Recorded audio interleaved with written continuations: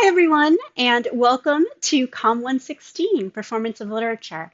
In this first lecture, I'm going to introduce you to performance of literature as an art form as well as an academic discipline, and then talk to you about this idea of how to choose texts to perform this semester.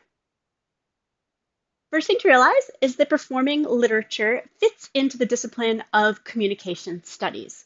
Now, this is a quick overview of some of the larger areas of communication studies. There would actually be hundreds of different subdisciplines if we were to go to the National Association of Communication Studies, but here are some of the broader concepts. Rhetoric, that's how to persuade people. How can we get people to feel and think what we would like them to feel and think?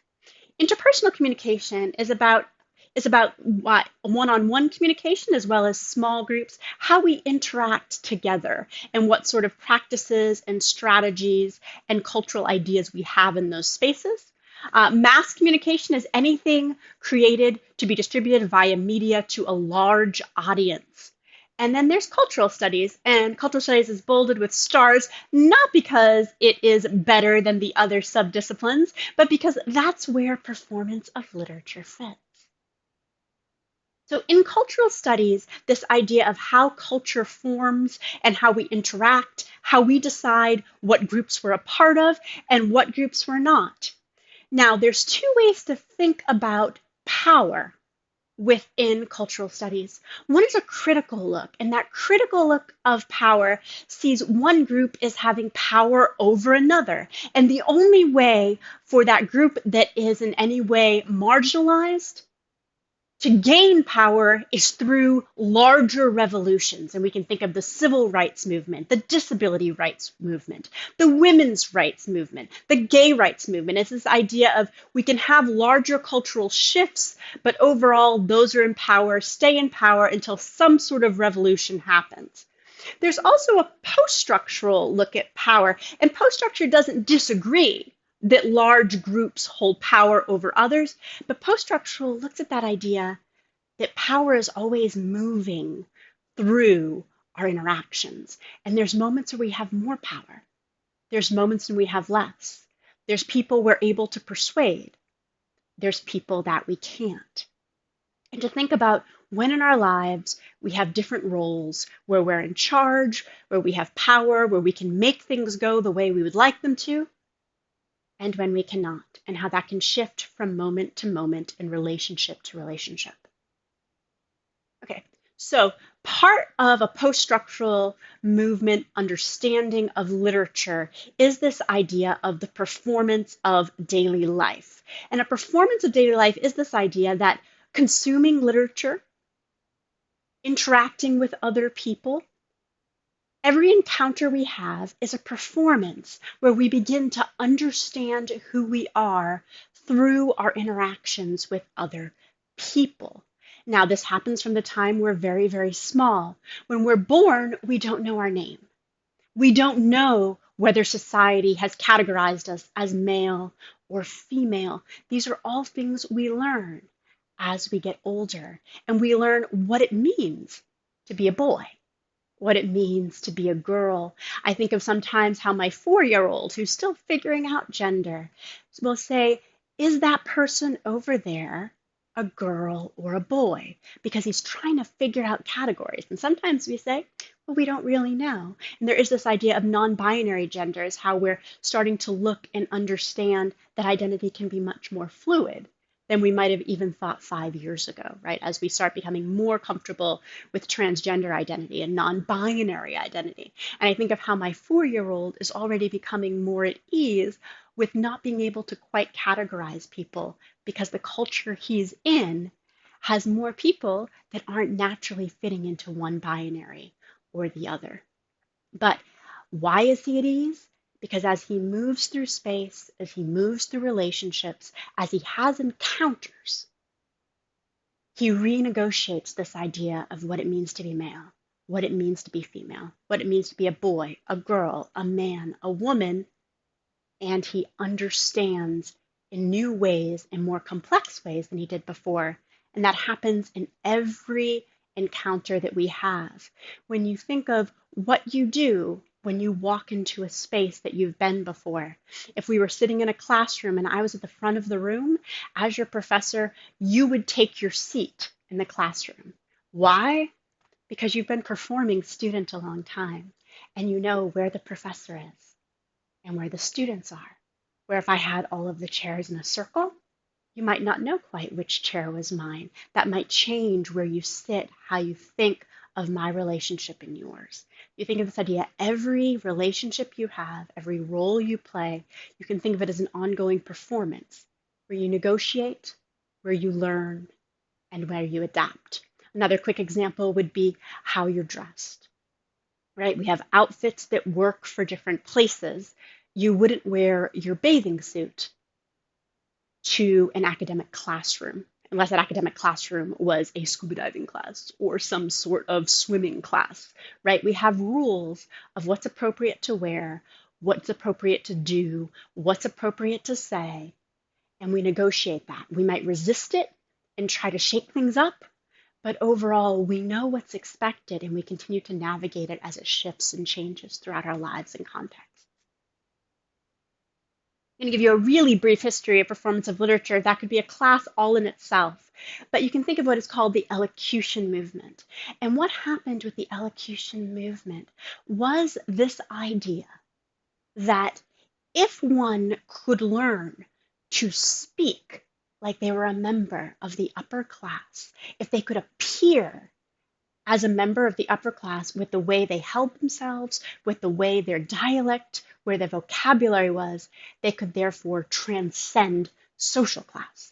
And so this movement happened where people would take classes to learn how to speak. And in Victorian times, it would be very normal for you to entertain your guests by reading aloud to them out of a novel or reading poetry aloud. And that was a way to showcase that you're of the upper society, that you knew a lot of different things, that you had been exposed to culture and the art, and therefore was of higher standing. And those people of lower standing would take courses and would hire people to help them pass as a higher social class. And they would begin a lot of this practice through learning how to read literature aloud, thus the performance of literature. So let's talk a little bit more about performance of literature in this course. We have to understand that within performance of literature, we're going to focus on aesthetic communication. And by aesthetic communication, it doesn't mean that it's necessarily beautiful or pleasant. It just means that it's meant to evoke emotion. So there is this idea that when you are embodying these texts, you are evoking emotion. And people are seeing this within their long performance of daily life. And they're looking at you and they're interpreting you. They're categorizing how they understand your body and how that fits into different categories. What is your race? What is your gender? What is your sexual orientation? What is your social class? What is your nationality? As people watch you perform, they're reading your body. And what does it mean for your body to be performing this particular text that was made by someone else in culture, intended for an audience, that is now being delivered through you rather than being read as it was intended. There's a lot of power structures we'll think about. That's why you're getting Living in Our Diverse Nation credit for this course. Okay. So this is just a quick list here to remember that people have been performing literature throughout time. It didn't just start in the Victorian era. People have wanted to perform, to have aesthetic communication, to have connections with other people, and we can find those people that held these roles in society throughout history and across culture. So, what you're going to do for this course, you are going to select a text, and I'm going to give you guidelines for each unit of what kind of texts you're allowed to select, but I don't have a course book that you're going to choose from. I want you to choose texts for each unit that you find meaningful. You're going to analyze the text for how it should translate to being embodied in front of a camera for your peers and for me, and even for extended audience. You will present a performed version of this text, and then you'll present a defense, which is going to list some of the performance choices you made, as well as what this particular piece of literature teaches about what it means to be human, what it means to be a member of this culture. There are, of course, some real world skills, not that we're living in a pretend place, but there is this idea of being able to strategically make decisions. How will this particular piece of literature look on stage? What kind of choices should I make to bring it to life? Also, you'll hone public presentation. At the core of strong public presentation is having an ability to emotionally connect with the audience, for them to feel what you're feeling, to be in that space with you. I have students who have left this course. They have become interested in politics. They have become lawyers. They've become doctors and dentists. And they'll write me back years later. I've been teaching this course for almost 20 years. And they'll say, Dr. Scott, I always fall back on that idea of the emotional connection with who I'm talking to is vital to me being able to persuade them to see things my way, to change their actions, to want to follow me into a next step. So while persuasion is important in sales, it translates to all of these different careers as well. And I'm really excited for you to have this opportunity. Okay, so when we say analyze, don't think of a literary analysis. What you're going to be thinking about is the place, the cultural setting, the content, the space that you're going to be performing in, which is going to be a self-recorded video for this course, who your audience is, and what your goals are for why you're doing this performance. Know that there's all different kinds of goals, and sometimes they're going to overlap. An informative speech just wants to teach people something they didn't know about before. I've had students who are passionate about a particular region of the country, and for that region, they wanted to do a more informative performance to teach a little bit about that space. You also could have a persuasion focus to your performance, and that might mean you want to really express a point of view that you're worried people don't understand and empathize with. You might want to convince people of something. I've had a lot of my environmental studies students want to convince people of the dangers of global warming. There is this idea to convince them that it's real. And some go beyond just convincing that it's real, of wanting to actuate, wanting to move people to change who they are and what they do by the new information they now have. And sometimes to reinforce that idea of preaching to the choir. Sometimes we just want to remind people, this is what we believe, this is who we are, and this is how we should move forward. So you can think about how those are going to go together in the piece you're presenting to us. So some quick things to remember. You are not going to memorize anything for this course. You're going to perform from a script, but it's not reading. It's performing literature.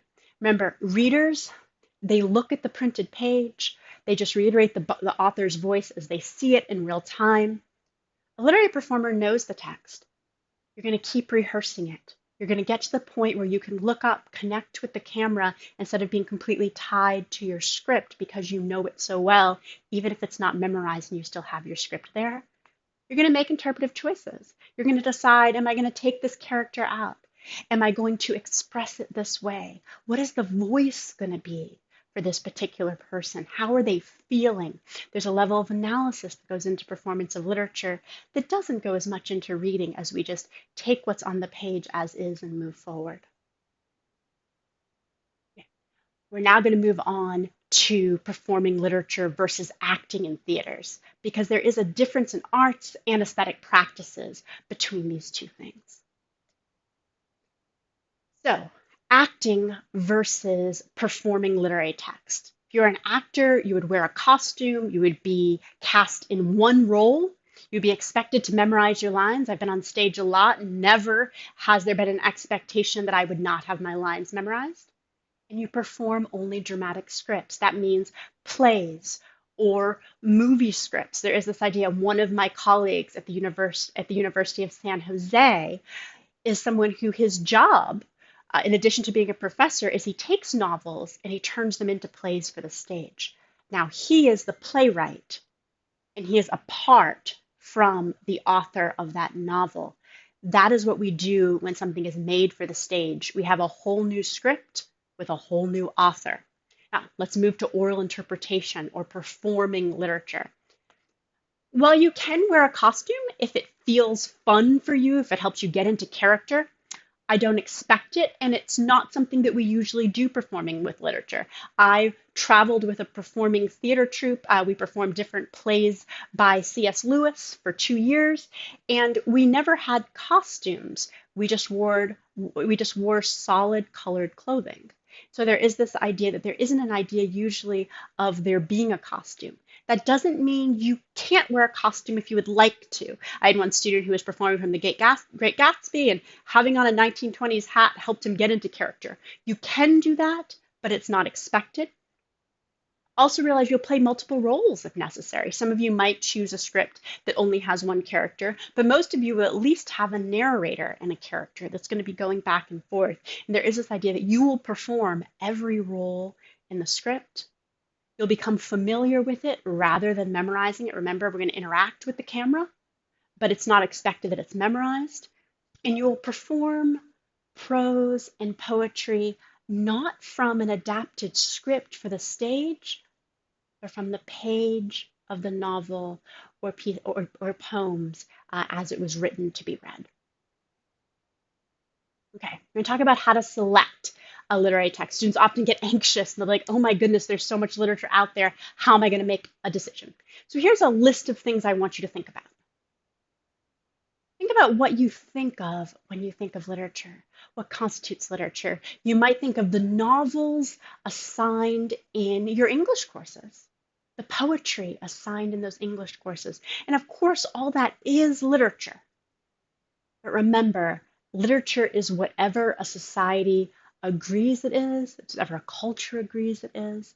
And in this course, anything that has been written to be consumed through reading is considered literature. So think about how universal this piece of literature is. How can other people connect with it? How does it reflect or contradict your values? And you might perform something that contradicts your values because that's what you want to focus on in the defense of what we learn about being human and why you disagree with that. It's uniqueness. Sometimes if a story is so ubiquitous that people have heard it so many times, it can put a lot of pressure of how does this become engaging if too many people have heard it already? It's significance. Why does it matter to you? Why should we hear it? Why should you take all this time to prepare this particular text? And then who you are. What do you want to perform? And what are you able to perform? One thing to think about is the delight, the desire, and the danger of performance. Within this course, there is a sort of delight that you can perform anything you want, and it doesn't have to be something that you would be cast for. It can just be something that you find meaningful and you've always wanted to try. I've had students say, oh my goodness, I would never be cast in a play or a movie as this particular iconic character, but now I've got a chance that I can play them if I would like to. I hope you find the desire, and the desire means that you can co-create meaning, identity, and understanding. You can help your audience see not only a piece of literature, but the identities and culture reflected in it in so many new ways. So I hope you enjoy this way of that emotional connection with an audience can transform how we understand things. There's also a danger, and that danger is that in our society, there are some bodies that are more powerful than other bodies. Some people have more advantages. They have stronger standing. And when we choose to perform literature that in some way is showcasing people in our society that are marginalized by race, by gender, by sexual orientation, by socioeconomic status, by size, are we being careful? Are we honoring them? Are we being respectful? And that's something to play with of how am I making sure I reinforce what I want people to understand, and I'm not reinforcing stereotypes that might hurt or marginalize a population through my performance choices. Other things to consider, interests. don't choose something that you're not going to enjoy preparing. Ability. Can you perform this piece adequately? Of course, you can cut characters out. Often, while you're not allowed to add anything into the performances, and we'll talk more about that, you are allowed to cut characters out. But I had one student who wanted to perform a piece that had 11 characters. It was very difficult to cut any of them out. It was just too complex of a piece. Time allotment. Think about making sure you keep within the recommended time constraints. I don't take off points for going over, but if you go over, it means you're preparing so much more text. And this course moves so quickly, I recommend that you find an excerpt that you like and think about how much time do I have? And then ethics to yourself, to the audience, and the text that we talked about later, not falling into the dangers of reinforcing stereotypes, negative beliefs about marginalized groups of people. So also, you think about the complications performing a piece surrounding an issue. Think of language, images, embodiments. Think about the complications surrounding audience interpretation of the performing of you performing the text. And also remember, according to David Terry's essay, there are questions of representations that come with your body and cultural interpretations of it. So remember, your body performing something means we're reading all of your identity through your body and then your body's portrayal of another. So be careful as you create characters of how you're going to do this. It's okay to be playful. It's okay to be funny. You can move to a place of offense and to really be careful about walking that line and being aware of how your choices are going to be interpreted by an audience. Performance of literature, what performance of literature is and does depends radically on where and with whom one is doing it. This is from David Terry's essay that you'll read later. So remember that within this space of this course, this is a safe space. You're going to be getting feedback from me, feedback from your peers to become empowered at that idea of how to analyze and prepare a presentation for an audience that's going to resonate. I'm excited to see where we go from here. Also, make sure that you're considering who your audience is. Remember that we're going to be required to watch each other's performances. Think of the time and space, the emotions and their attention, and also the analysis interpretation they're going to be doing of your piece as you respond. Be aware of who you're trying to reach, and then make your strategic decisions. And that's all I have. Welcome again to Performance of Literature. I'll see you real soon for the Performance of Prose lecture.